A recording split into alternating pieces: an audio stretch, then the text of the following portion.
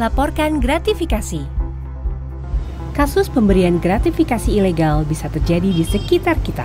Pemberian tersebut dilarang oleh aturan yang berlaku. Oleh karena itu, kita harus bisa menolaknya. Agar lebih mudah memahaminya, mari kita lihat contoh kasus penolakan gratifikasi. Bayangkan Anda adalah seorang pejabat pengadaan yang ditugaskan untuk melakukan lelang pengadaan mobil perusahaan. Suatu hari, teman Anda yang seorang pemilik dealer mobil mewah datang dan memberikan oleh-oleh tas mewah kremes dari Paris, Prancis dengan pesan, "Mohon diterima ya." Pemberian itu termasuk gratifikasi yang dianggap suap, karena hal itu bisa mempengaruhi pemilihan yang akan Anda lakukan terhadap tender pengadaan mobil.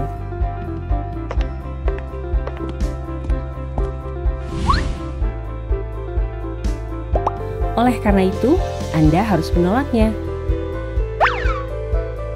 Hal ini penting dilakukan agar Anda tidak terjebak dalam konflik kepentingan.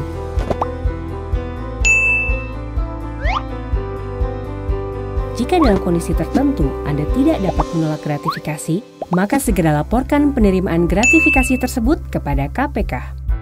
Dengan menolak gratifikasi juga, Anda pun mendapat kepercayaan dari orang lain.